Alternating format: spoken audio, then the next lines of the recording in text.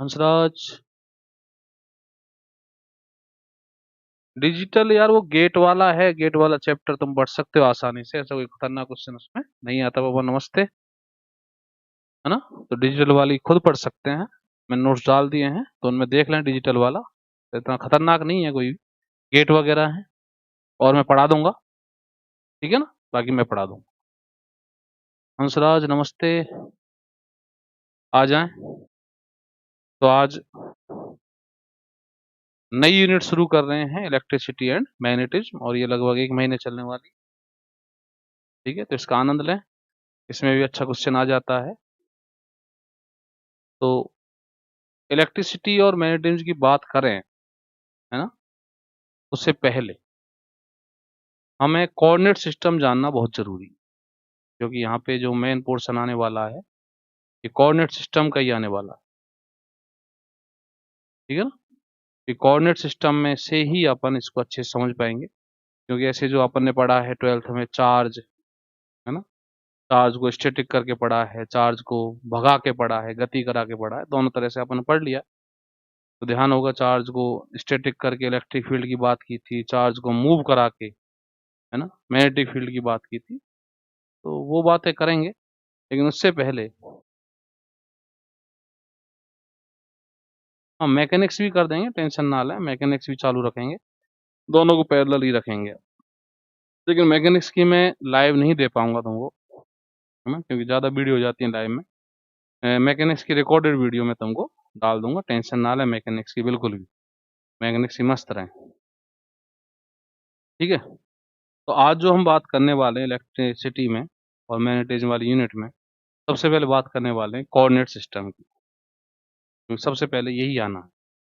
तो coordinate system, है ना, जैसे सेकेंड ईयर में हम पढ़ते हैं मैथमेटिकल फिजिक्स में, तो कोऑर्डिनेट सिस्टम सबसे पहले curve linear coordinate system, curve linear coordinate system, तो ध्यान से सुनेंगे और इसको याद भी रखना, याद रख सकते हो तो ज्यादा बेटर, क्योंकि यूं मानो कि इसके तो एप्लीकेशन है इलेक्ट्रिसिटी में, है ना, इसके तो एप्लीकेशन है, तो इसको याद रखें, ज्यादा बढ़िया रहे,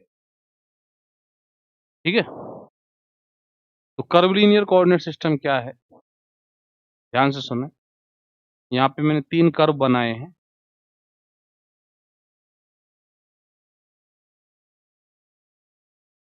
ये 3 कर्व, है ना, ये U1, इसको नाम दे दिया, इसको नाम दे दिया U2, इसको नाम दे दिया U3, और तीनों का इंटरसेक्ट पॉइंट ये रहा O, ठीक।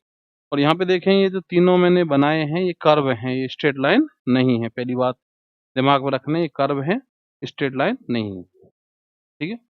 अब इन तीनों कर्वों पर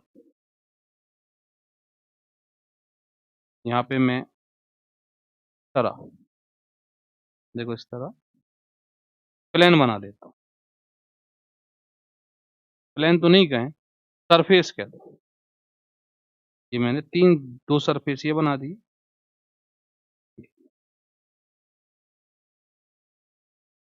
है।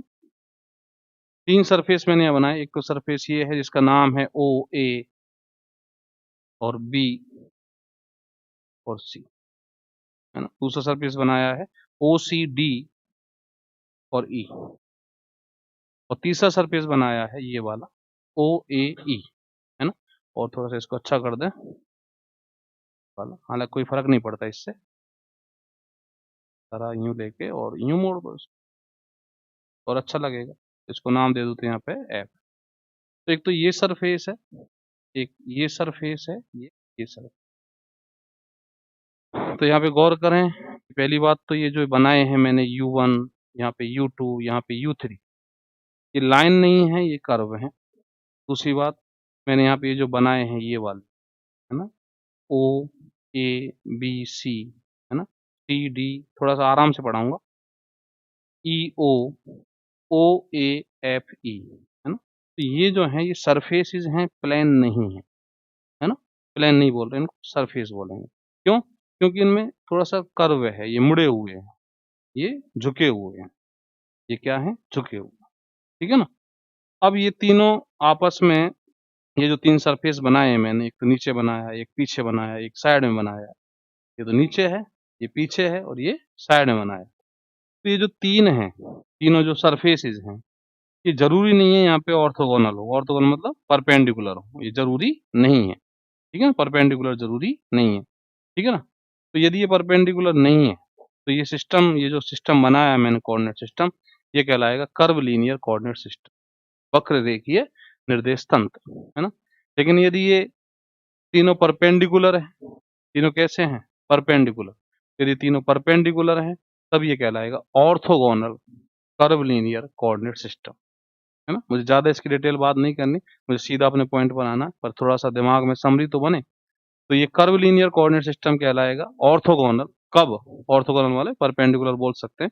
तो लांबिक वक्र रेखीय निर्देश तंत्र कहलाएगा यदि ये तीनों पृष्ठ कैसे हैं? एक दूसरे के लंबवत हैं। ठीक है ना? या ये तीनों वक्र जो हैं यहाँ पे इस पॉइंट पर एक दूसरे के लंबवत हैं। समझ गए मेरी बात? ठीक है? चलो अब बात करते हैं आगे। अब एक बात करते हैं कि ये जो सरफेस है, ये जो पीछे वाली सरफेस, है ना? थोड़ा-सा ध्यान से देखना, फिगर दिख रहा होगा तुमको। इस सरफेस पर ये जो U3 है ना? तो U3 का मान इस सरफेस पर 0 है। इस सरफेस पर U3 का मान क्या है? 0, है ना? तो U3 यहाँ पे क्या है? 0। अब मान लो ये सरफेस थोड़ा-सा आगे होता, है ना? यहाँ पे कहीं बना होता, 0 पर नहीं बना होता, ये कहीं बना होता, मान लो 1 पर बना होता, तो इस पर U3 की वैल्यू कितनी होती? 1 होती। यदि ये सरफेस यहाँ पे बना होता, तो इस पर U3 की वैल्यू क्या होती? 1 होती। इसके प्रत्येक बिंदु पर U3 की वैल्यू 1 होती। ऐसे यहाँ बना होता U3 की वैल्यू हाफ होती, जो भी होती। तो U3 की वैल्यू यहाँ पे 100% या तो 0 होगी या 1 होगी या 2 होगी प्रत्येक बिंदु पर। तो मैं कह देता हूँ U3 जो है यहाँ पे कांस्टेंट। तो सरफेस का जो नाम है वो क्या है? U3 बराबर कांस्टेंट। ऐसे ही ये जो सरफेस है नीचे वाला, तो नीचे वाले सरफेस पर ये जो U2 है, इसकी वैल्यू कांस्टेंट है, तो इसका मान नाम हो गया U2 बराबर कांस्टेंट। ऐसे ये वाला सरफेस जो है साइड वाला, इस पर U1 की वैल्यू कांस्टेंट है, तो इसको कह देंगे U1 बराबर कांस्टेंट। ठीक है? तो इस तरह मैंने 3 सरफेस यहाँ पे डिफाइन कर दिए। ठीक है? U1, U2, U3 बराबर कांस्टेंट। ठीक है? समझ गए? ओके। तो ये लांबिक हो सकते हैं, नहीं भी हो सकते, पता नहीं। दूसरी बात, इन सब के नाम ये है। जो मुख्य बात है वो सुने ध्यान से। मुख्य बात ये है कि जो कर्वलिनियर कोऑर्डिनेट सिस्टम होता है, कर्वलिनियर कोऑर्डिनेट सिस्टम होता है, उसमें उसमें हर बिंदु पर हर बिंदु पर हर बिंदु पर डायरेक्शन अलग-अलग होती है। हर बिंदु पर डायरेक्शन अलग-अलग होती है। बोले कहना क्या चाहते हो? कहना ये चाहता हूँ, यहाँ उदाहरण से सुनना ध्यान से। यही है इसकी इम्पोर्टेंट बात कि मान लो ये मेरा एक कोऑर्डिनेट सिस्टम है। ध्यान से सुनेंगे, ये मेरा क्या है? Coordinate system. और ये कोऑर्डिनेट सिस्टम क्या कहलाता है? Cartesian coordinate system. हिंदी में क्या बोलते हैं? कार्तीय निर्देश तंत्र। ठीक है ना? समझ गए? अच्छा, इसमें क्या होता है? इसमें ये तीनों डायरेक्शन कैसी होती हैं? परपेंडिकुलर होती हैं, नंबर 1। नंबर 2, ये तीनों लाइन होती हैं, वक्र नहीं होते, कर्व नहीं होते, ये तीनों लाइन हैं। तो यहाँ पे जो U1 है, वो x है, यहाँ पे जो U2 है, वो y है, यहाँ पे जो U3 है, वो क्या है? z है। यहाँ पे तो ये तीनों कर्व हैं, लेकिन यहाँ पे तीनों कैसे हैं? लाइन। यहाँ पे कैसे हैं? लाइन है। ध्यान से सुनना एक-एक बात, ठीक है ना? समझ गए? अब इसकी डायरेक्शन को अपन क्या लिखते हैं? है ना? यहाँ पे डायरेक्शन लिखे हैं तो ये क्या होती है? आई कैप। ये डायरेक्शन क्या होती है? J cap. और ये डायरेक्शन क्या होती है? के कैप। ठीक है? अब मान लो मैं एक बिंदु लेता हूँ यहाँ पे एक बिंदु लेता हूँ, ठीक है? और थोड़ा-सा अच्छा दिखा दो बिंदु देखो।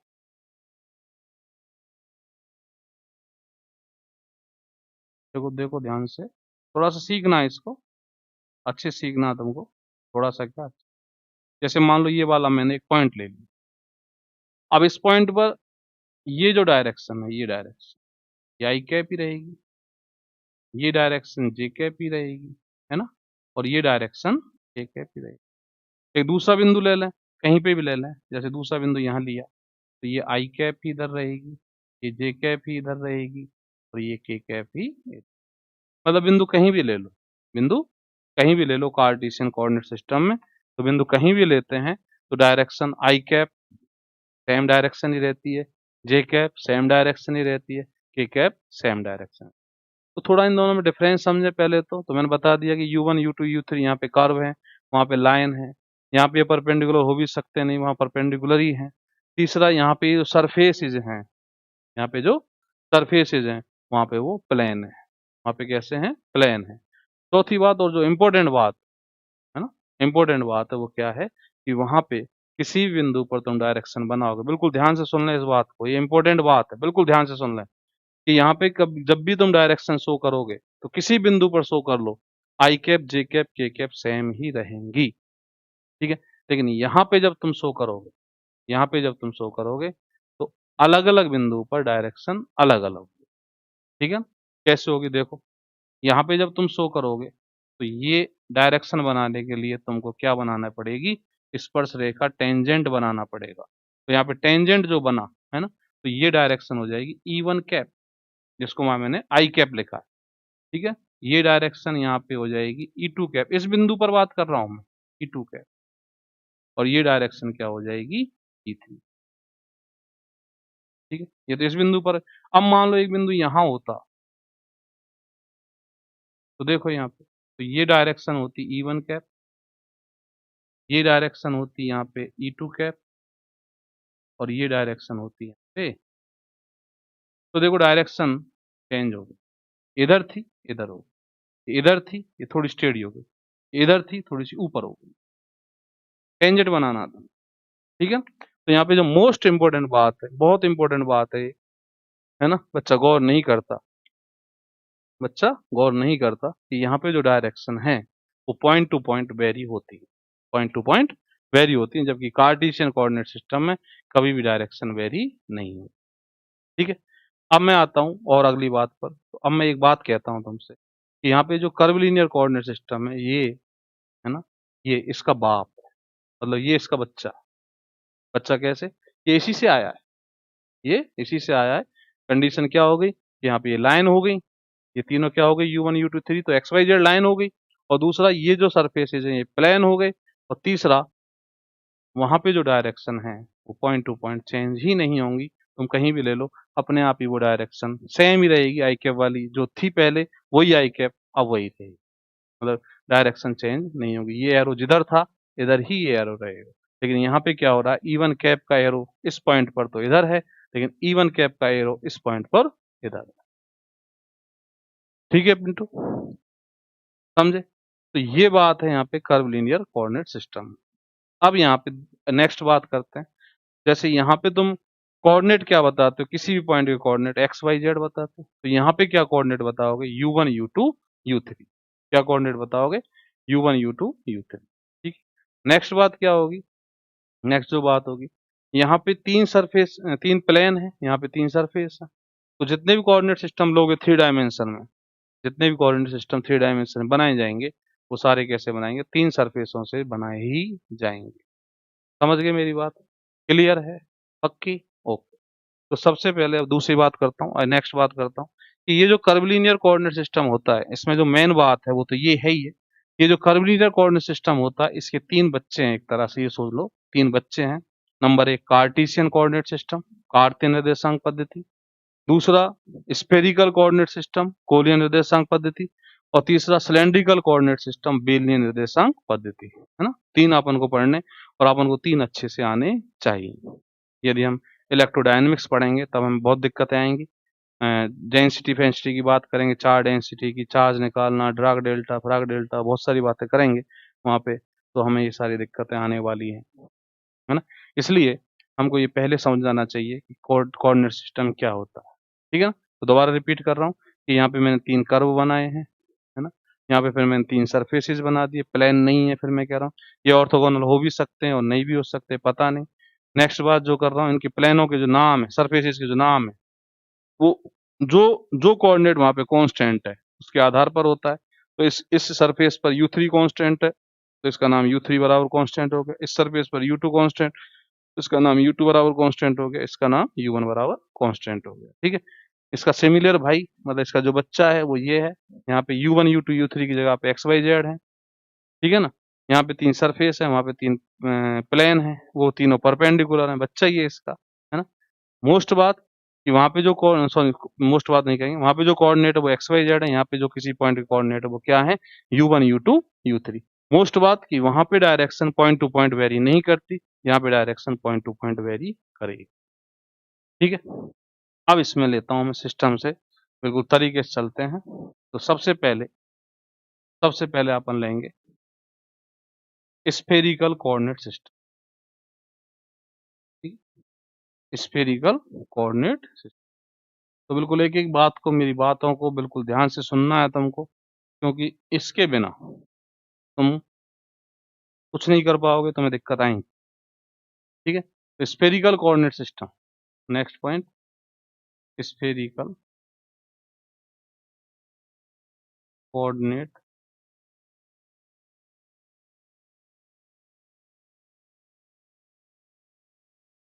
ठीक है। चलो, तो यहाँ पे मैंने क्या बनाया, स्फेयर बनाया। ये मैंने एक बड़ा सा स्फेयर बना, ठीक है, ये मैंने बना दिया इस। अब स्फेयर के बिल्कुल बीचों बीच में एक सर्कल बना दिया है, इसका पेट लटका के मैं इसको बनाऊंगा। देखो पेट मेरी तरह कहीं लटक गया, ये मैंने यहाँ पे एक सर्कल बना दी, ठीक है ना। पेट लटका दिया थोड़ा सा, कारण बता दूंगा तो, ये डायरेक्शन, ये डायरेक्शन, और इसको नाम दे दूं मैं एक्स वाई को, ठीक है। ओके, चलो, और एक सर्कल मैंने यहाँ पे बना दिया, बिल्कुल ध्यान से सुनना, ठीक है। और हालांकि मैं तुमको ग्राफिक्स दिखाऊंगा इसकी। और क्या किया मैंने, एक लाल मार्कर था, कहाँ गया, चलो छोड़ो, ब्लैक से ही करते हैं, ये रहा। हाँ भाई, और क्या किया मैंने, एक यहाँ से इस पॉइंट से यहाँ तक एक सरफेस ये बना, ठीक है। तो मैंने क्या किया, एक स्फेयर लिया, स्फेयर में बीचों बीच में एक सर्कल बनाया, जिसका पेट मैंने बड़ा कर दिया, थोड़ा सा लटका दिया। उसके बाद एक सर्कल मैंने यहाँ बनाया, और उसके बाद एक सरफेस मैंने ये बना दिया। तो इनके नामकरण कर दूं, इसके बाद चलेंगे अपन। तो इस सरफेस का जो नाम है वो क्या है, ओ, इसका नाम ए और बी, इसका नामकरण। ओके, चलो ध्यान से सुनो। और एक पॉइंट मैंने पी यहाँ पे कंसीडर, पी यहाँ, और ओ से पी की जो डिस्टेंस है क्या है, आर। मैं बिल्कुल ग्राफिक से समझाऊंगा तुमको, टेंशन मत, आर, ठीक है। और ये जेड एक्सिस और आर के बीच का जो एंगल है ये क्या है, थीटा, ठीक। और ये ओ बी और एक्स एक्सिस के बीच में जो एंगल है क्या है, ठीक है, समझ गए। तो आर तो इसकी डिस्टेंस हो गई ओ से पी तक, जेड एक्सिस के साथ एंगल हो गया थीटा, और ये हो गया फाइव। क्लियर, चलो ठीक है, देखते जाओ ध्यान से।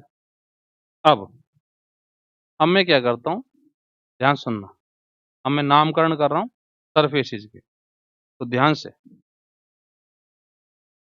ये जो सरफेस है, ये वाला स्फीयर का जो सरफेस है, स्फीयर का जो सरफेस है, इस सरफेस के प्रत्येक बिंदु पर, किसी बिंदु पर, किसी भी बिंदु पर, बिंदु पी भी इसी सरफेस पर है। ये जो बिंदु पी है ना, ये स्फीयर के सरफेस पर ही है ना। बिंदु पी कहाँ है, स्फीयर के सरफेस पर। तो इसे किसी भी बिंदु पर, किसी भी बिंदु पर, किसी भी बिंदु पर चला जाऊं मैं, किसी भी बिंदु पर चला जाऊं मैं, तो उस बिंदु पर आर जो है कांस्टेंट होगी या नहीं होगी, बोलो। आर जो है वो कांस्टेंट होगी या नहीं होगी, इस सरफेस के किसी बिंदु पर चला जाऊं मैं, तो आर जो है वो कांस्टेंट होगी या नहीं होगी। आर कांस्टेंट होगी। तो इस सरफेस का जो नाम है आर बराबर कांस्टेंट, इस सरफेस का। ठीक है, अब ये दूसरा सरफेस देखो, कौन सा वाला, रेड वाला, ओ ए और बी ओ, ओ ए और बी, ये वाला। तो ये वाला सरफेस देखें तो इस सरफेस के प्रत्येक बिंदु पर, ये वाला जो सरफेस है, ये वाला सरफेस, इस सरफेस के प्रत्येक बिंदु पर फाई का मान कांस्टेंट, मतलब जो स्फीयर है, स्फीयर में बीचों बीच में ये सरफेस है यहाँ पे, ठीक है ना, बीचों बीच में ये सरफेस है।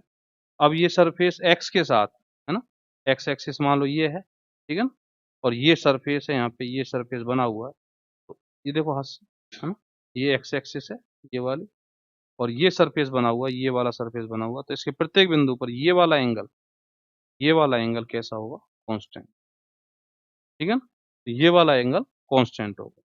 तो यहाँ पे इसके प्रत्येक बिंदु पर फाई का मान कांस्टेंट। तो दूसरा जो सरफेस मिला हमको, उस पर फाई कांस्टेंट। एक सरफेस कौन सा हुआ, एक सरफेस तो हुआ स्फीयर वाला, है ना, ये पूरा बड़ा सरफेस स्फीयर वाला जिस पर आर का मान कांस्टेंट, और एक सरफेस हुआ ओ ए बी, ये लाल वाला जो सरफेस है ना, ये बीचों बीच में ऐसे मानो जिस चाकू से काट दिया है, तो बीचों बीच में जो सरफेस है, इस सरफेस के प्रत्येक बिंदु पर फाई का मान कांस्टेंट हो, समझे, ठीक है ना। हाँ भाई, ठीक है अनमोल। चलो, अब तीसरा सरफेस देखें, तीसरा सरफेस देखो, तीसरा सरफेस मैं ज्यादा घोच नहीं करूंगा इसमें, कि ये जो सर्कल है, ये जो सर्कल है और ये पॉइंट है ओ, है ना, तो इस सर्कल के प्रत्येक बिंदु को, सर्कल के प्रत्येक बिंदु को ओ से मिलाओ। तो जैसे ही तुम ओ से मिलाओगे इसके प्रत्येक बिंदु को, तो यूं बनेगा यूं, हाँ, ये यूं ऐसे इस तरह बन जाएगा यूं, है ना, ओ यहाँ पे और ये सर्कल।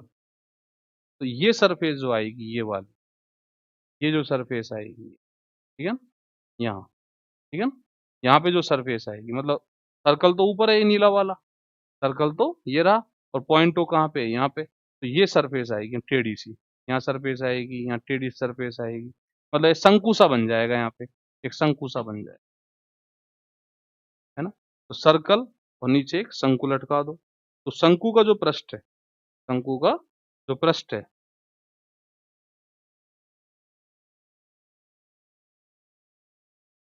शंकु का जो पृष्ठ है ये वाला, अभी बताते हैं फाई कैसे कांस्टेंट हुआ।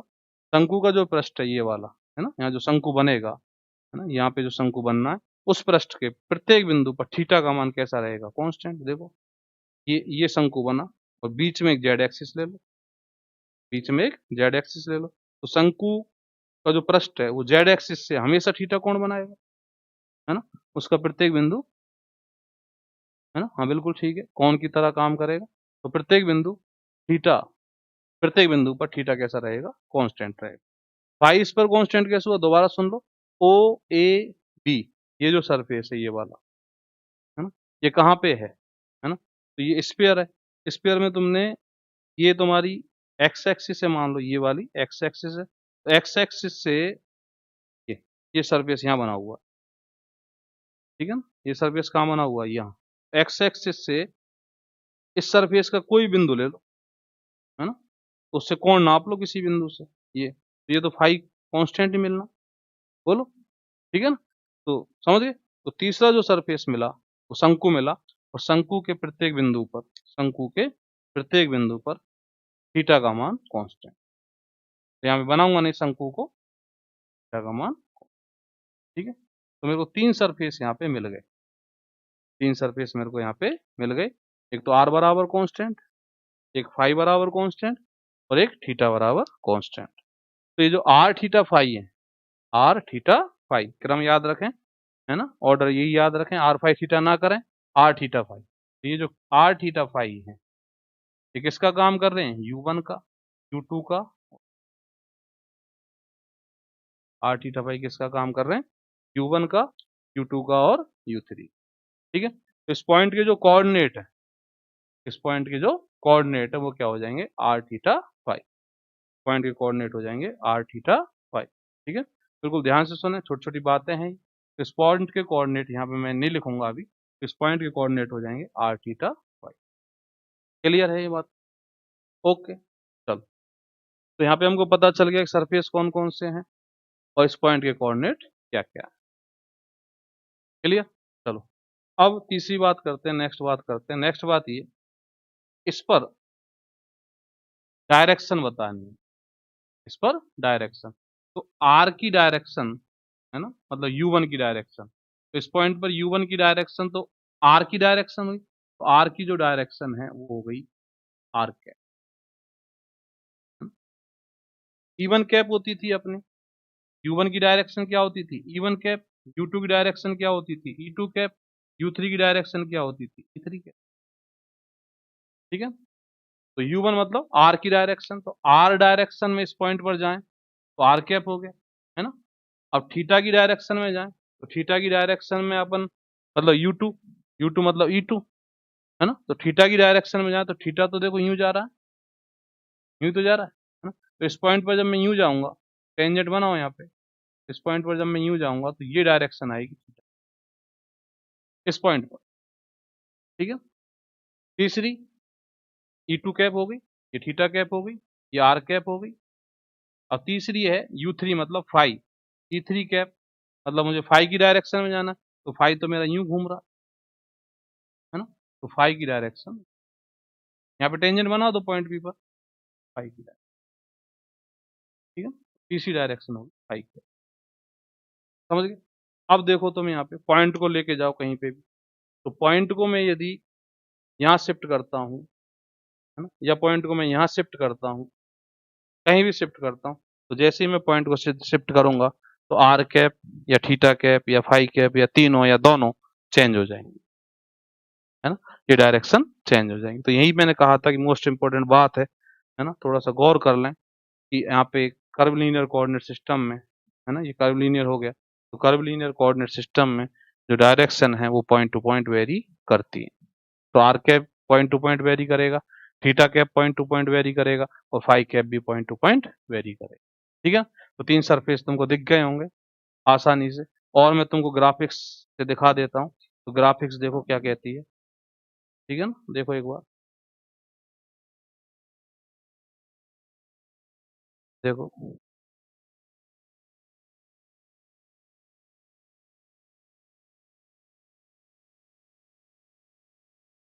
हम्म,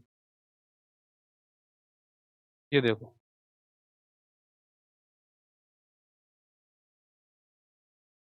दिख रही है ना आर की डायरेक्शन, ये जो आर की डायरेक्शन वो तो आर कैप हो गई। ये देखो, ये आर कैप, आर की डायरेक्शन तो ई आर मतलब आर कैप लिखा है अपन ने उसको, ठीक है ना। थीटा की डायरेक्शन यहाँ पे ये ई थीटा हो गई, मतलब थीटा कैप लिखा है अपन ने उसको, और यहाँ पे फाई की डायरेक्शन ई फाई हो गई। ठीक है ना, उसको मैंने फाई कैप लिखा है। समझ गए? तो आसानी से देख सकते हैं। तो ये बड़ा वाला सर्किल ये रहा, छोटा वाला सर्किल ये रहा, है ना। और ये जो मैंने यहाँ ये बनाया है ओ ओ ए बी वाला जो है वो ये रहा, ये। ठीक है ना, तो ग्राफिक्स में भी वही सेम बात यहाँ दिख रहा होगा तुमको ग्राफिक्स में आसानी से, कोई दिक्कत नहीं है। तो इस पॉइंट के कोऑर्डिनेट देख लिया अपन ने, है ना, इस पॉइंट के कोऑर्डिनेट देख लिए, इस पॉइंट के कोऑर्डिनेट। ठीक है प्यारे, ओके, चलो अब नेक्स्ट बात करते हैं। हाँ, ये परपेंडिकुलर है, ये सब परपेंडिकुलर है। ठीक है ना, ये तीनों डायरेक्शन परपेंडिकुलर आएंगे। क्लियर? तो यहाँ पे कोऑर्डिनेट क्यों है आर थीटा फाई क्यों है, यहाँ पे direction point to point very करती हैं, ये क्यों कर रही हैं, तो आसानी से देख सकते हो। पॉइंट को जब तुम यहाँ लाओगे, ठीक है ना, तो आर आर की डायरेक्शन भी चेंज होगी, आर की डायरेक्शन इधर हो जाएगी, थीटा कैप की इधर हो जाएगी, फाई कैप की इधर हो जाएगी। और पॉइंट को जब इधर ले जाओगे, है ना, तो आर कैप और थीटा कैप फाई कैप तीनों ही चेंज हो जाएंगी। क्लियर है ये बात? पक्की? आगे चलो, आगे देखो बिल्कुल ध्यान से। ठीक है, तो ये व्यवस्था यहाँ से मैं साफ करता हूँ। जो मेरे काम की है उसी को मैं यहाँ रखूंगा।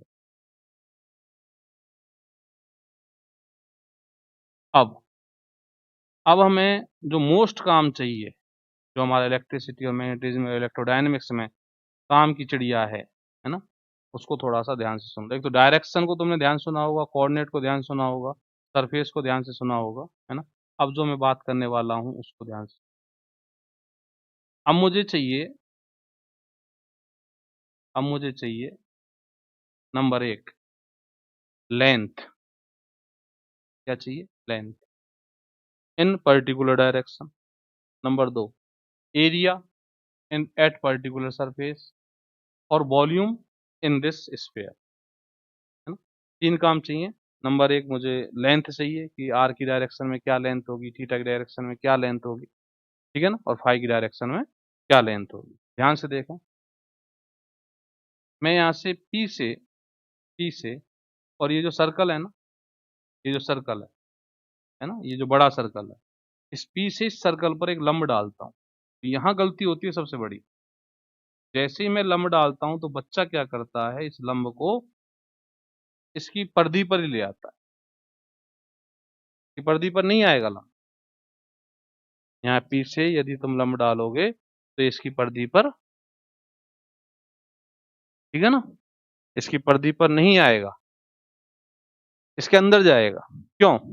इसलिए मैंने इसका पेट लटकाया। तुम सोचो, ये तो गोला सर्कल जो है यूं है, यहाँ पे यूं बड़ा सा सर्कल है, बीच बीच में, बिल्कुल बीच में, और पॉइंट यहाँ पे है, पॉइंट यहाँ पे। तो लंब डाल भाई, सरफेस स्फीयर तो यूं आ रहा है ना, स्फीयर जब यूं आ रहा है तो यहाँ एक सर्कल है यहाँ पे, ठीक है ना, मिड में। तो स्फीयर यूं आ रहा है, यहाँ से ले लो और थोड़ा सा, तो स्फीयर यूं आ रहा है ना।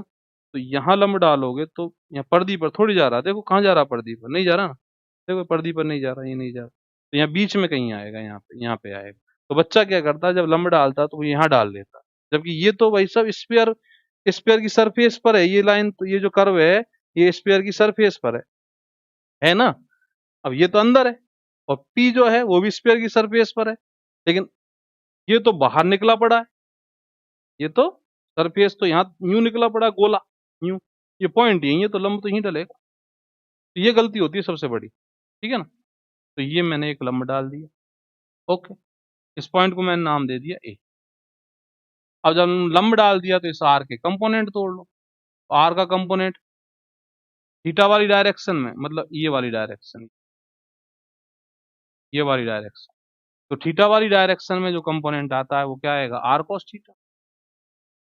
और आर कोस थीटा के परपेंडिकुलर जो कर्व आएगा, सॉरी कंपोनेंट आएगा, तो आर का कंपोनेंट थीटा वाली डायरेक्शन में तो आर कोस थीटा हो गया, और आर कोस थीटा के परपेंडिकुलर जो आएगा, यहाँ पे जो आएगा, ये जो आएगा वो क्या आएगा, आर साइन थीटा। तो यहाँ पे क्या आएगा, आर साइन। ओ ए जो है वो आर साइन थीटा है तुम्हारा। ओ ए कितना है, आर, ठीक है ना। और ये लंब, ये आर कोस थीटा कहाँ तक जाता है पता है ना, जानते? ये आर कोस थीटा कहाँ तक जाता है, आर कोस थीटा, फिर लंब डाल लो यहाँ पे, पता चल जाएगा, यहाँ तक जाएगा, ठीक है। आर कोस थीटा यहाँ तक, तो इसको मैं नाम दे देता हूँ ओ डैश। ओके, समझ गए, O dash O, O dash O, ये तुम्हारा आर कोस, ठीक है। तो ओ ए और ओ डैश पी ये तो बराबर है, ओ ए बराबर ओ डैश पी बराबर, मतलब ये भी आर साइन, ठीक है, समझ गए, क्लियर। चलो, अब ध्यान दो, अब मेरी बातों पर ध्यान देना बिल्कुल। थीटा की डायरेक्शन, सॉरी फाई की डायरेक्शन कौन सी थी भाई, फाई की डायरेक्शन, फाई की डायरेक्शन ये थी ना, बिल्कुल ध्यान सुनना। फाई की डायरेक्शन कौन सी थी, ये थी, ये वाली, ये वाली डायरेक्शन, मतलब फाई यूं घुमा था तो इस पॉइंट पर फाई की डायरेक्शन ये थी। अब तुमसे मैं यदि पूछूं कि भाई ये वाली लेंथ कितनी है, ये वाली लेंथ कितनी है, ये वाली, है ना, तो ये वाली लेंथ कैसे निकालोगे, बिल्कुल सुनो ध्यान से, बिल्कुल आसान है, कोई बड़ी बात नहीं है। ध्यान रखना, ये आर साइन थीटा। तो ये वाली लेंथ निकालनी है तो मैं यहाँ पे इसको एक ट्राइंगल बना लेता हूँ, है ना, एक ट्राइंगल, छोटा ट्राइंगल, छोटी लेंथ निकाल रहा हूँ इसलिए मैं छोटा ट्राइंगल बनाऊंगा। यहाँ पे छोटी सी लेंथ निकालनी है। तो जब मैंने ट्राइंगल बनाया है ना, तो ये लेंथ तो आर साइन थीटा है, ये लेंथ कितनी है आर साइन थीटा, और ये एंगल कितना, ये वाला एंगल, ये वाला एंगल फाई है ना, कि थीटा है, फाई है। तो फाई की डायरेक्शन में छोटा एंगल, ये छोटा एंगल डी फाई हो गया, डी फाई। तो डी फाई तो ये एंगल है, और ये जो है वो आर साइन थीटा है ना। तो एंगल हो गया डी फाई, रेडियस हो गई आर साइन थीटा। तो चाप, चाप मतलब आर्क, तो आर्क क्या हो जाएगा, चाप बराबर हो जाएगा, आर्क बराबर हो जाएगा radius into angle, radius into angle. तो ये वाली जो लेंथ है, ये वाली लेंथ, ये वाली जो लेंथ है क्या आने वाली है, ये वाली लेंथ आने वाली आर साइन थीटा, रेडियस और एंगल हो गया D। तो फाई कैप डायरेक्शन में, फाई कैप डायरेक्शन में जो लेंथ है ये आई, फाई कैप डायरेक्शन। ओके, तो फाई कैप डायरेक्शन में जो लेंथ आएगी, मैं ऐसे क्यों बता रहा हूँ, बाकी मेरे पास फॉर्मूला भी, अपन डायरेक्ट भी बता सकते हैं, पर मैं ऐसे ही बताऊंगा, है ना, फॉर्मूले से बता देंगे। तो ऐसे क्यों बताऊंगा, क्योंकि तुम्हें ये पता होना चाहिए कि ये लेंथ किस डायरेक्शन में, यहाँ पे दिखना चाहिए तुमको, आना चाहिए कि ये लेंथ ये रही, ये दिखनी चाहिए तुम, ठीक है, समझ गए। अब मान लो मुझे थीटा कैप डायरेक्शन में लेंथ निकालनी है, तो थीटा कैप डायरेक्शन कौन सी है भाई साहब, थीटा वाली दिशा में ये वाली लेंथ है, ये तो है, ये तो थीटा कैप डायरेक्शन में लेंथ है। अब ये लेंथ निकालनी है, तो ये क्या करोगे, कैसे निकालोगे, देखो यहाँ पे देखो, ये एक ट्राइंगल फिर बना लो, ये ट्राइंगल बनाओ, तो ये एंगल थीटा है, तो ये क्या हो जाएगा डी थीटा, रेडियस कितनी है ये आर, आर रेडियस, और एंगल कितना है डी थीटा, चाप बराबर कोण इंटू त्रिज्या, तो आर्क बराबर रेडियस इंटू एंगल, तो आर डी थीटा हो जाएगी। तो ये वाली जो लेंथ है हो जाएगी आर, किस डायरेक्शन में, थीटा कैप डायरेक्शन, लेंथ है थीटा कैप डायरेक्शन, समझे, ठीक है। तो दो लेंथ पता चल गई, एक तो फाई कैप डायरेक्शन में लेंथ, और एक थीटा कैप डायरेक्शन में लेंथ। इसको भी मैं तुमको ग्राफिक से दिखा दूंगा, थोड़ा सा ध्यान दो, पर क्लियर है, ठीक है। अब तीसरी लेंथ कौन सी बची, आर कैप डायरेक्शन है, तो दादा आर कैप डायरेक्शन तो ये थी जो बाहर निकल रही थी इसको पेट को चीर के, तो आर कैप डायरेक्शन में ये वाली लेंथ चाहिए अपन को, आर कैप डायरेक्शन में ये वाली लेंथ, देखो ये लेंथ चाहिए, है ना। तो ये लेंथ कितनी हो जाएगी d r, r cap direction में ये जो लेंथ है वो कितनी। तो इस तरह हम लेंथ बता सकते हैं सभी डायरेक्शन, सभी डायरेक्शंस में लेंथ बता सकते हैं, है ना। कोई दिक्कत हो तो बता दो, बाकी मैं तुमको ग्राफिक से अभी दिखा दूंगा। लेंथ तुम्हारे समझ में आनी चाहिए, ठीक है। तो मैं देखो ग्राफिक्स दिखाता हूँ,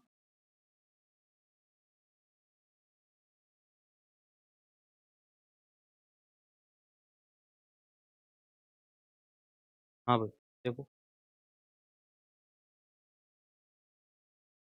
बिल्कुल ध्यान से देखना। ये देखो, ये तीन सरफेसेस तुमको दिख रहे हैं, एक तो शंकु जो थीटा बराबर कांस्टेंट था, एक लाल लाल सा स्फीयर जो आर बराबर कांस्टेंट था, और ये जो व्हाइट येलो है वो फाई बराबर कांस्टेंट वाला सरफेस है, ठीक है। तीन सरफेस ये दिख रहे हैं, लाल वाला आर बराबर कांस्टेंट, ब्लू वाला थीटा बराबर कांस्टेंट, इसके प्रत्येक बिंदु पर थीटा कांस्टेंट रहेगा जेड एक्सिस के साथ, और ये जो येलो है वो एक्स एक्सिस के साथ फाई एंगल बना रहा है, तो इस पर फाई एंगल कांस्टेंट रहेगा, ठीक है। ये तीन सरफेसेस ये दिखा दिए, ये मैंने तुमको कोऑर्डिनेट बता दी, अभी बताए थे कि कोऑर्डिनेट क्या क्या होंगे, जेड का मान आर cos थीटा होगा, यहाँ पे एक्स बता दी। अब यहाँ पे देखो, ये लेंथ मैंने यहाँ पे दिखा रखी है, देखो ध्यान से क्या दिख रहा है, देखो ये जो लेंथ है ये वाली लेंथ है ना, ये length r sine theta d phi हो जाएगी, ये वाली लेंथ। तो इसने बताया कि भैया ये डिस्टेंस आर साइन थीटा है, यहाँ पे जो एंगल बनेगा, यहाँ पे जो एंगल बनेगा ये डी फाई बनेगा, तो ये जो लेंथ आएगी, ये जो लेंथ आएगी यहाँ से लेके यहाँ तक, ये r sine theta d phi आएगी। और दूसरी बात, ये वाली लेंथ देखो, ये वाली लेंथ इसने दिखाई है, हाँ, ये वाली लेंथ, तो ये वाली लेंथ क्या होगी, आर डी थीटा होगी। और तीसरी लेंथ इसने ये वाली दिखाई है, ये ये वाली लेंथ, चल दिख रहा है ना क्या कहते हैं इसको, नाम भूल गया इसका, कर्सर, हाँ, ये दिख रही है, तो इसका नाम, इसकी इसकी लेंथ क्या हो जाएगी, डी आर। एंगल यहाँ पे हमको दिखा रखे हैं डी फाई आर, दिख रही है, ठीक है ना, क्लियर, बोलो। चलो, अब मुझे एक बात करनी है यहाँ पे, तो लेंथ की बात हो गई, ये तो लेंथ की बात हो गई। अब यहाँ पे देखो, बिल्कुल ध्यान से देखना, ये जो सरफेस ऊपर दिख रहा था हमको, ये इसमें ये वाला सरफेस, ये जो सरफेस दिख रहा है, ठीक है, दिख रहा है ना, मैं बार बार चला रहा हूँ कर्सर को, ये वाला सरफेस, तो इस सरफेस पर ये वाली लेंथ कितनी है, आर डी थीटा, कितनी लेंथ है, आर डी थीटा, है ना। और ये वाली लेंथ कितनी है, ये वाली r sine theta d phi, r sine theta d phi.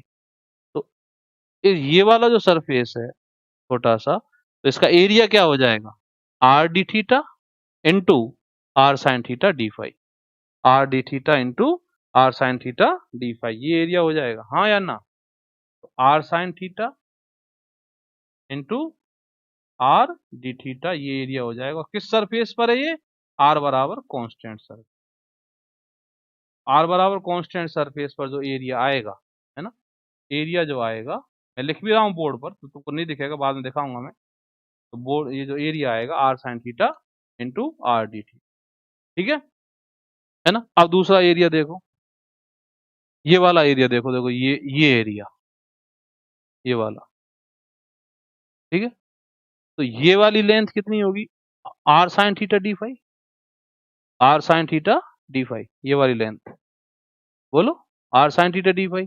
और ये वाली लेंथ कितनी होगी, डी आर होगी ना, तो टोटल एरिया क्या आएगा इसका, r sine theta d phi into d r, r sine theta, r sine theta, r sine theta d phi into ये डी आर, ठीक है, किस सरफेस पर है, थीटा बराबर कौन, हाँ, दिख रहा है, थीटा बराबर कांस्टेंट सरफेस, ठीक है, समझे, थीटा बराबर कांस्टेंट ही तो बनेगी, वो शंकु सा बनेगा, तो शंकु का सरफेस है छोटा सा है, बोलो, तो एक तो ऊपर वाला सरफेस हो गया, है तो गोले की सरफेस हो गई, तो गोले की सरफेस पर एरिया आएगा r sine theta d phi, है ना, इंटू इंटू ये आर डी थीटा, तो आर बराबर कांस्टेंट सरफेस, जो गोले की सरफेस है उस पर एरिया हो गया। ये शंकु का पृष्ठ हो गया, ये किसका हो गया, शंकु का, तो शंकु का जो पृष्ठ है उस पर जो एरिया आएगा वो आएगा ये length r sine theta d phi into d r. अब बचा कौन सा, थीटा बराबर कांस्टेंट हो गया, आर बराबर कांस्टेंट, फाई बराबर कांस्टेंट, तो फाई बराबर कांस्टेंट पर एरिया कौन सा आएगा, ये वाला, इधर से, ये देखो, ये देखो, ये वाला, ये एरिया है, आएगा ना, ये वाला एरिया, ठीक है ना, तो ये वाला एरिया आएगा, तो ये एरिया देखो, ये लेंथ कितनी है, डी आर, तुमको फील होना चाहिए कि हाँ ये एरिया यहाँ पे है, तो ये तो होगी डी आर, इसलिए मैंने ग्राफिक्स काम में लिए। और ये वाली लेंथ आर डी थीटा, तो r d theta into d r, तो r d theta into d r, r d theta into d r, किस सरफेस पर, फाई बराबर कांस्टेंट सरफेस, ठीक है, तो ये एरिया की बात। अब इसका वॉल्यूम लिखोगे, तो वॉल्यूम के लिए तीनों गुणा कर लो, तो तीनों गुणा करोगे तो वॉल्यूम ये बन जाएगा, है ना, तीनों गुणा कर लो, आर डी थीटा गुणा r sine theta d phi गुणा डी आर, तो तीनों का वॉल्यूम ये बन गया, समझे मेरी बात, क्लियर है, ठीक है। अब आ जाओ बोर्ड पे, हाँ भाई, अब आ जाओ बोर्ड पे, चलो बोर्ड पे चलते हैं अब, ठीक है।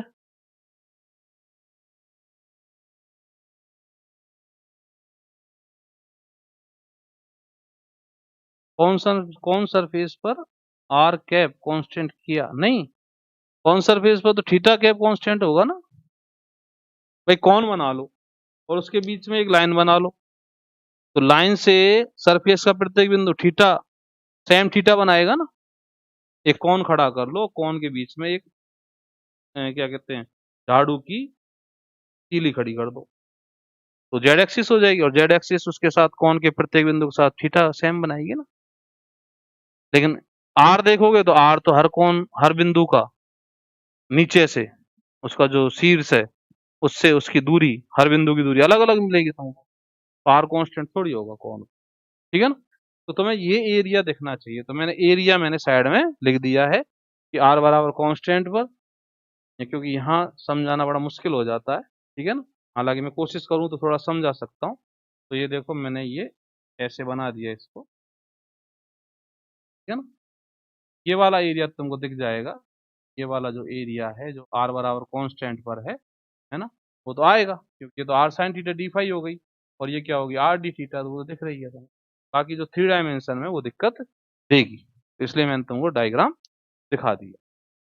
तो तुमको दिखना चाहिए कि किस, एक तो सरफेस याद होना चाहिए, और सरफेस पर जो एलिमेंट है ना, वो अपन को याद होना चाहिए, क्योंकि कई बार हमसे पूछ लेता है कि इस सरफेस पर ये डेंसिटी बताओ, चार डेंसिटी इतनी है, चार्ज बताओ, फलाना बताओ, ढेंका बताओ, ये तो बात, ठीक है। तो वहां हमको ऐसा पता होना चाहिए कि ये एरिया है कहाँ पे, एक्चुअल में दिखना कहाँ पे चाहिए, वो वहां दिखना चाहिए, तुमको समझ में आना चाहिए। बाकी इस एरिया वॉल्यूम की बात करूं तो वॉल्यूम तो देखो ये रहा, तीनों का गुणा कर दो, वॉल्यूम क्या हो गया डीबी बराबर, तीनों गुणा कर लें तो r square sine theta d phi, ठीक है, समझ गए। हाँ एक लिमिट की बात और करेंगे, लिमिट की ध्यान दिला देना, लिमिट की बात और करनी है मेरे को, तो बात लास्ट में करेंगे, ठीक है। तो इस तरह से तुम पहचान सकते हो कि कहाँ पे किस डायरेक्शन में क्या लेंथ है, किस डायरेक्शन में क्या लेंथ है, किस डायरेक्शन में क्या लेंथ है, किस सरफेस पर एरिया कितना है, और वॉल्यूम एलिमेंट क्या है, ठीक है ना। ये बाकी एरिया का जो फॉर्मूला है, एरिया का जो फॉर्मूला है वो मैं लिख रहा हूँ, देख रहा हूँ, ऐसे लिखते हैं इसको H1 H2 du1 du, या H2 H3 du3 या लगा रहा हूँ H1 H3 du1, ठीक है ना। ये एरिया के फॉर्मूले होते हैं सरफेसेस पर। तो अब देखो कैसे, है ना। तो ये जो वाला फॉर्मूला जो है ये वाला ये तो U3 बराबर कांस्टेंट सरफेस पर है, यदि U3 कहीं कांस्टेंट है तो उस पर है। ये U1 बराबर कांस्टेंट पर है ना, और ये किस पर है U2 बराबर,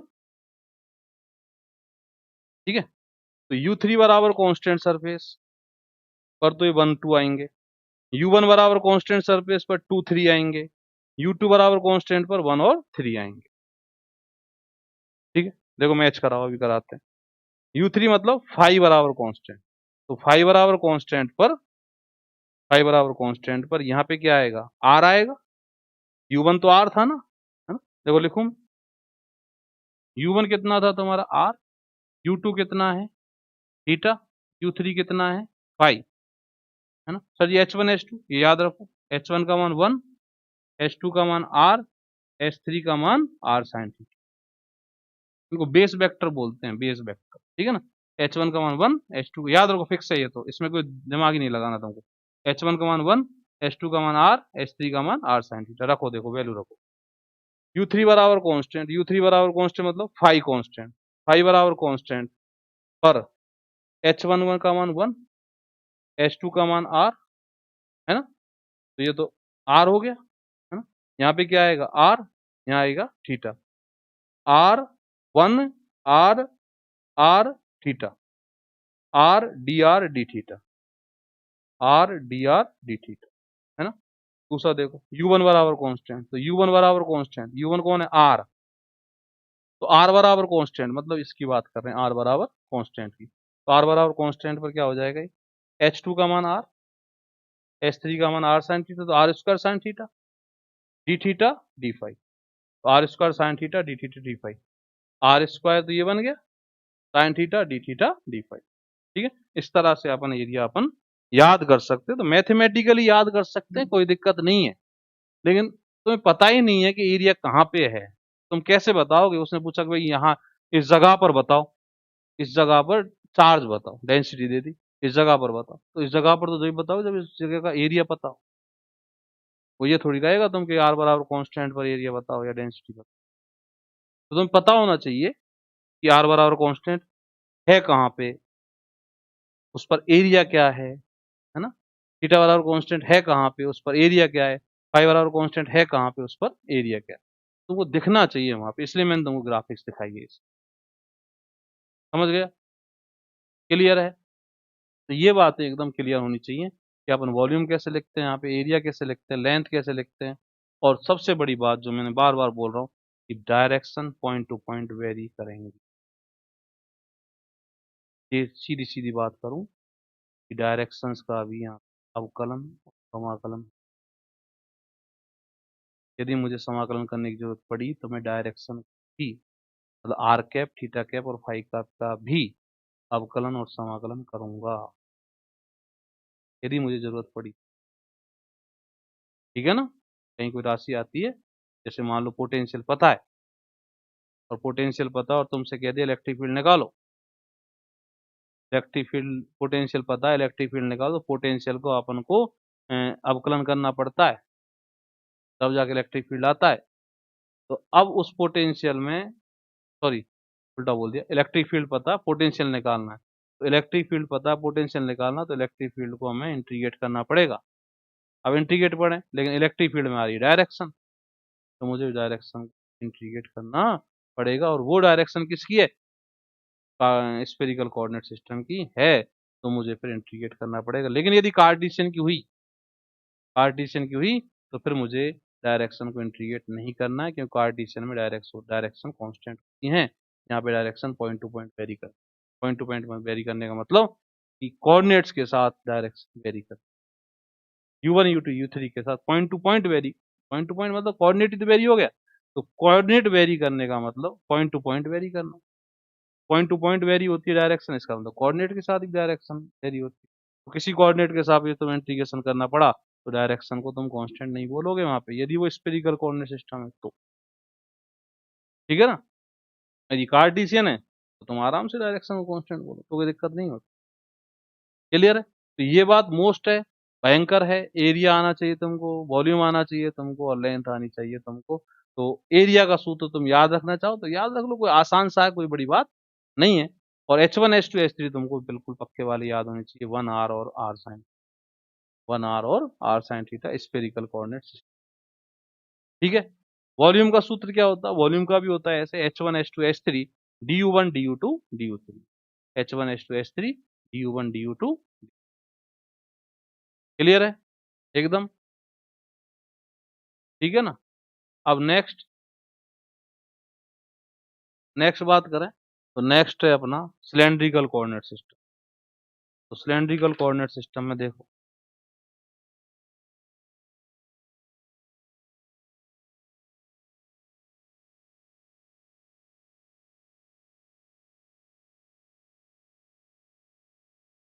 अपन कोई बीएससी थोड़ी पढ़ रहे हैं, जैम पढ़ रहे हैं। सब बातें अपने दिमाग में फिट होनी चाहिए। ठीक है? अब बनाते हैं सिलेंड्रिकल। ये दोनों ही अपने बहुत काम आते हैं, पोलर भी अपने काम आता है। और पोलर तो आसान है, वो तो जब आएगा बीच में तब लपेट दूंगा उसको मैं। ठीक है ना? मैकेनिक्स में भी काम आ जाता है पोलर तो स्पेरिकल कोऑर्डिनेट सिस्टम पे चलते हैं। और सॉरी, स्पेरिकल नहीं, क्या नाम है इसका, सिलेंड्रिकल। तो सिलेंड्रिकल कोऑर्डिनेट सिस्टम में मैंने एक यहाँ पे सिलेंडर बनाया, देखो बड़ा सारा, ज्यादा बड़ा बन गया ये ये बना दिया।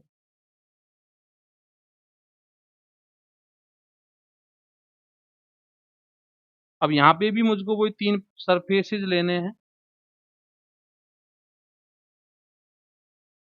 और अपना दिमाग लगाना बंद कर देना।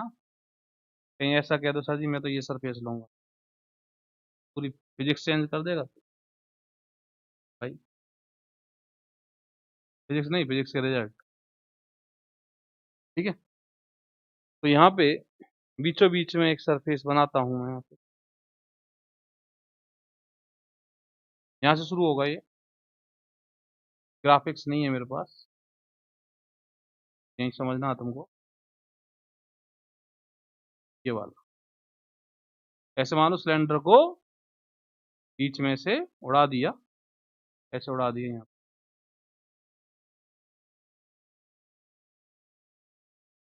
ठीक है ना।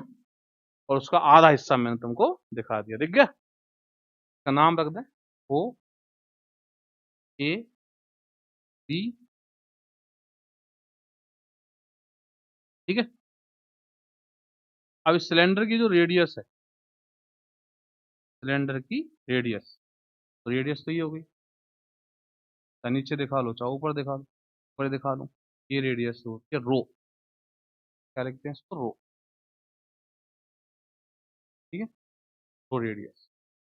और ये जो लेंथ है,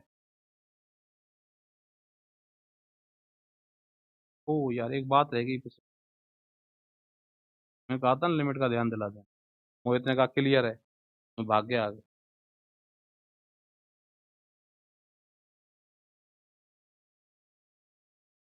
भाई रमलू मंडल,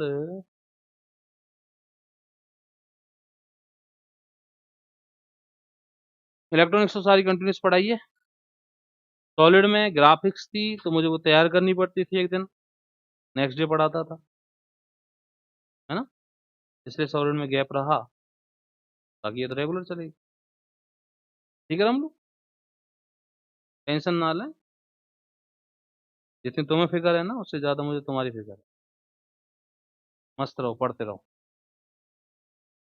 ठीक है। ये सीधी बना दें इसको,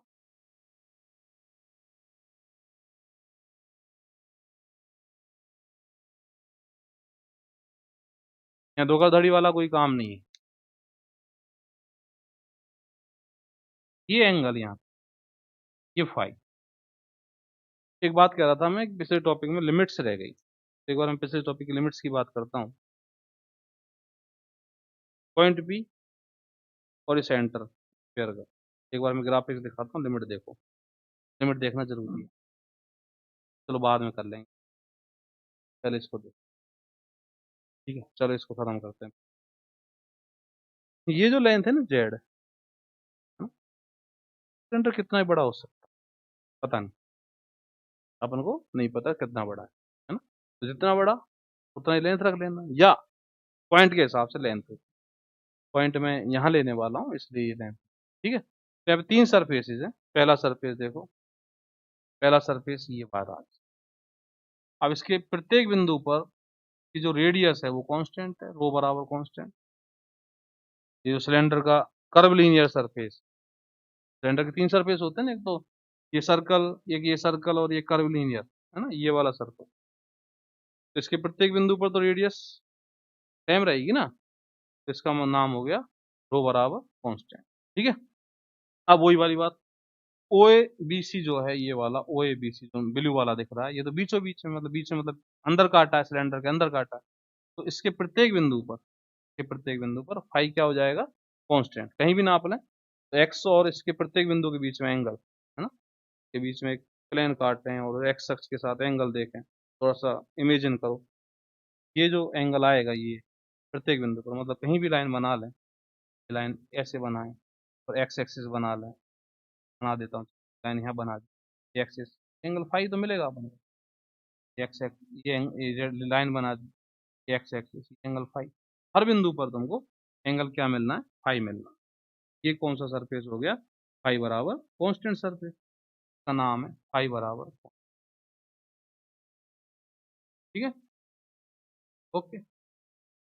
तीसरा, तीसरा कहाँ है, तीसरा ये जो सर्कल है, ये जो सर्कल है ऊपर वाला, ये सर्कल है ना, इस सर्कल का जो अंदर वाला सरफेस है, ये वाला, ये वाला सरफेस, ज्यादा गड़बड़ नहीं करेंगे, तो ये जो सरफेस है, इसके प्रत्येक बिंदु पर ये हाइट सेम है जेड, का नाम है जेड बराबर, तीन सरफेस डिफाइन हो गए, तो तीन कोऑर्डिनेट हो गए इस पॉइंट के, यहाँ पे जो पॉइंट है इसके तीन कोऑर्डिनेट हो गए, रो फाई और जेड, क्रम याद रखें, यही क्रम रखें, रो फाई और जेड, U1 U2 U3 अपने क्लियर हो गए, U1 तो यहाँ पे रो है, U2 जो है वो फाई है, और U3 क्या है, जेड।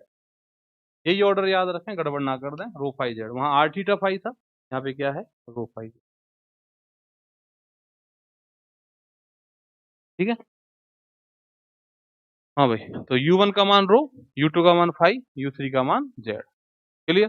डायरेक्शन की बात करें तो डायरेक्शन वही है ना। तो डायरेक्शन देखो, यहाँ पे रो की डायरेक्शन में ये ये तो रो कैप हो गई। ठीक है। जेड की डायरेक्शन में ये जेड कैप हो गई इस पॉइंट पर। और फाई की डायरेक्शन में, फाई यूं घुमाए, फाई की डायरेक्शन में टेंजेंट बना दें एक, ये क्या हो गई, फाई कैप। तीन डायरेक्शन। इस डायरेक्शन जो है E1 कैप, E2 कैप और E3 कैप, ये तो हो गई कितनी, रो कैप। ये हो गई फाई कैप। ये क्या हो गई, तीन direction, rho cap, phi cap और जेड। ठीक है। कोऑर्डिनेट हो गए, डायरेक्शन हो गई। चलिए, अब हर डायरेक्शन में लेंथ, तो लेंथ की बात करते हैं। देखो बता दोगे, तुम चुटकियों में बता दोगे। देखो ध्यान से देखो, ये मैं मिटा देता हूँ, ध्यान रखना, ये रो कैप है। रो कैप डायरेक्शन में लेंथ ये आएगी, ये तो डी रो हो जाएगी, डी रो। तो रो कैप डायरेक्शन में जो लेंथ आएगी, क्या आने वाली, अब फाई कैप डायरेक्शन में ये वाली लेंथ, ये वाली लेंथ, ये लेंथ, लेंथ माने दूरी, दूरी की बात कर रहे हैं, सेंस। ये जो है, ये तो रो है, कितनी है, ए बी। ए बी तो रो है ना। और ये एंगल कितना है, ये वाला एंगल, ये एंगल डी फाई। ये ये क्या हो जाएगी, रो डी फाई, ये हो जाएगी। फाई कैप डायरेक्शन में लेंथ आएगी। ठीक है। ऐसे जेड कैप डायरेक्शन में लेंथ, तो जेड कैप डायरेक्शन में ये लेंथ हो जाएगी, जेड कैप डायरेक्शन।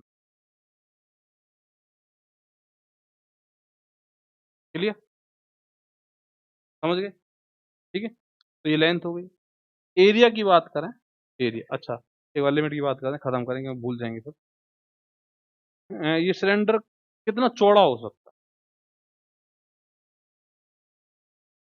ये सिलेंडर कितना चौड़ा हो सकता है, कितना साइज में, आकार में चौड़ा हो सकता है, लंबाई नहीं बोल, चौड़ाई। ये बहुत बड़ा हो सकता है।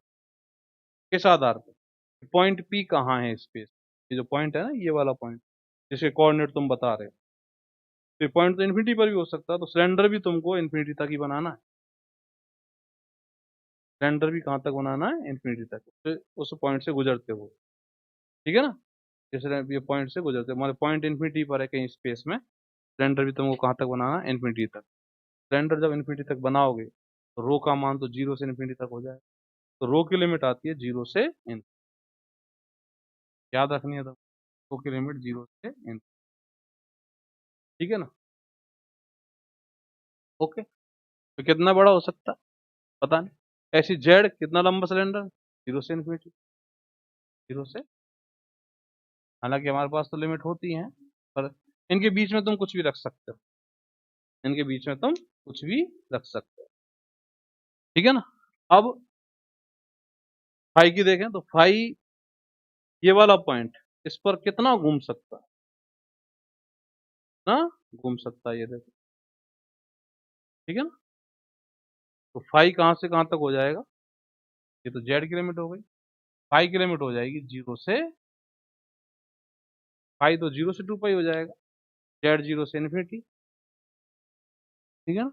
और रो भी जीरो से इन्फिनिटी। इसका मतलब ये होता है कि तुम इनके बीच में रख सकते हो। अब मान लो पॉइंट दे रखा है कैपिटल आर दूरी तक, कैपिटल आर दूरी तक दे रखा है, मतलब से एक रेडियस का, आर कैपिटल आर रेडियस का सिलेंडर दे रखा है। ठीक है ना। और तुमसे कोई इंटीग्रेशन करवा रहा है उसके अंदर, तो वहां पे लिमिट रखोगे जीरो से कैपिटल आर। ठीक है, सिलेंडर दे रखा है, और इसने कहा कि भाई इसके अंदर तुम वॉल्यूम, इसके अंदर चार्ज निकालो, इसके अंदर चार्ज निकालो, और वॉल्यूम चार्ज डेंसिटी भी दे रखी है। सिलेंडर दे रखा है, लेंथ दे रखी है एल, है ना, सिलेंडर दे दिया, उसकी लेंथ एल है, रेडियस कैपिटल आर है, और वॉल्यूम चार्ज डेंसिटी दे दी। और बोलो भैया इसके अंदर तुम क्या निकालो, चार्ज निकालो। चार्ज निकालोगे तो वॉल्यूम चार्ज डेंसिटी का इंटीग्रेशन करना पड़ेगा। तो वॉल्यूम चार्ज डेंसिटी का इंटीग्रेशन करोगे, रो डीवी, रो डीवी करोगे, चार्ज आ जाएगा। रो दे रखा है तुमको, रो दे रखा है सिलेंडर के अंदर, सिलेंडर खुद ही दे रखा है, एक सिस्टम है ना, एक बेलन है, उसके अंदर 4 डेंसिटी रो दे रखी है, और तुमसे पूछ रहा है कि भाई साहब उसकी चार्ज निकालो, तो हमें फिर इंटीग्रेशन करना पड़ेगा ना रो डी वी, है ना, तो रो की वैल्यू रखो और डी वी जो यहाँ वॉल्यूम बनता है वो रखो और लिमिट लगाओ। तो लिमिट तो वहाँ की रेडियस दे रखी है 0 से r, लेंथ दे रखी है 0 से l, तो लिमिट लगाओ। तो यहाँ पे यहाँ लिमिट का मतलब ये है कि तुम रो तो 0 से इन्फिनिटी तक कहीं ले जा सकते हो, जेड को भी 0 से इन्फिनिटी तक ले सकते हो, और फाई को 0 से 2 पाई तक ले सकते हो, ठीक है ना, उनके बीच में भी ले सकते हो, जैसा तुम्हारा सिस्टम है वैसा तुम ले सकते हो। आधा सिलेंडर दे देता मान लो, आधा सिलेंडर मतलब इस तरह का सिलेंडर दे देता कि इस तरह का सिलेंडर भाई, देखो ये सिलेंडर है, इस तरह का ये सिलेंडर, ठीक है, बना नहीं मेरे से, इस तरह का ये सिलेंडर है। इस सिलेंडर का 4 डेंसिटी रो तुमको दे रखी है, ठीक है, लेंथ तुमको एल दे रखी है, रेडियस तुमको आर दे रखी है, ठीक है। अब इसके अंदर पूछता है भाई से चार्ज बताओ, ठीक है, लिमिट तो 0 से एल तो जेड की हो जाएगी, 0 से आर रो की हो जाएगी, तुम्हारा रो है ना। अब फाई की लिमिट क्या होगी, 0 से 2, 0 से पाई, 0 से पाई, यहाँ पे 0 से पाई तक आएगी, ठीक है ना, समझ गए, चलो, तो ये क्लियर है यहाँ तक। तो लेंथ, लेंथ पता चल गई हमको कि रो कैप डायरेक्शन में लेंथ डी रो होती है, फाई कैप डायरेक्शन में लेंथ रो डी फाई होती है, और जेड कैप डायरेक्शन में लेंथ डी जेड होती है। अब एरिया, है ना, तो एरिया बताओ, एरिया देखो सबसे पहले मैं ऊपर वाले सरफेस पर एरिया देखता हूँ, मिटा देता हूँ मैं बीमारी, तो ये एरिया देख, कौन सा वाला, जेड बराबर कांस्टेंट पर क्या एरिया, जेड बराबर कांस्टेंट पर ये वाला एरिया देखता हूँ,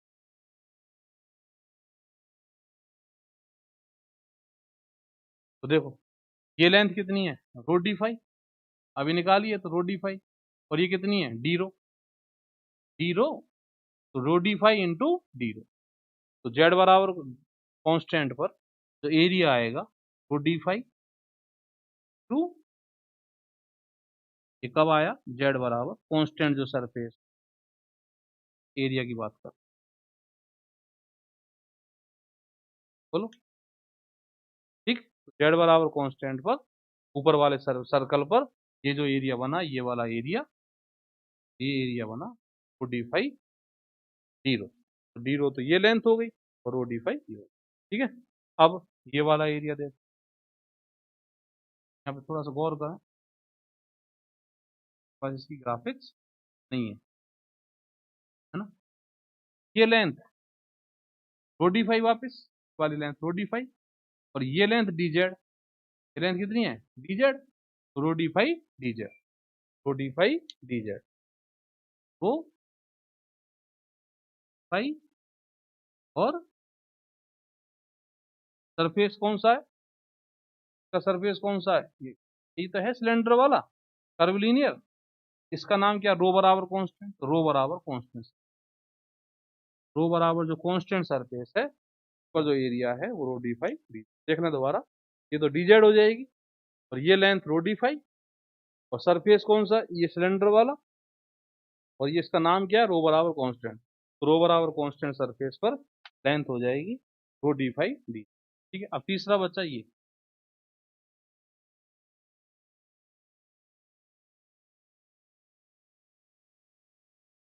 ठीक है ना, यहाँ पे मतलब ये जो सरफेस है थोड़ा सा यहाँ दिखा दें, इसको क्या दिक्कत है,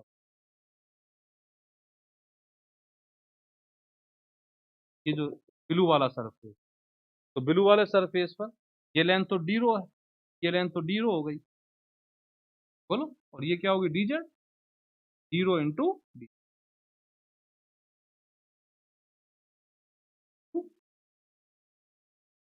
ये मैं क्यों दिखा रहा हूँ, बार बार बोल रहा हूँ कि तुमको पता चले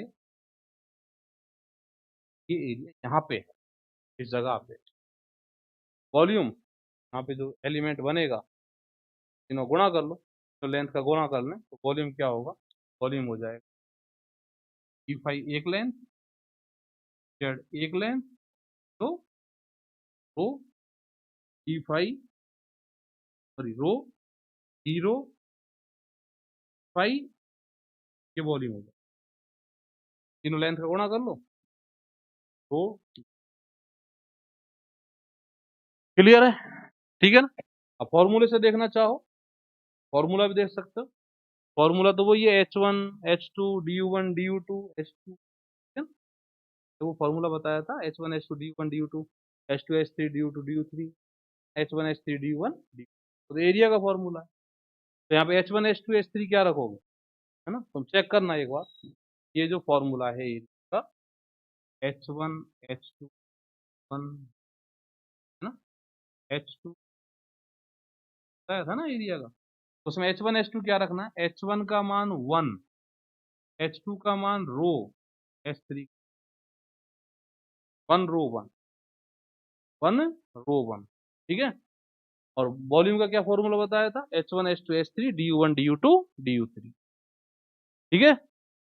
तो जैसा स्पेरिकल में बताया था ऐसे तुमको चेक करना है।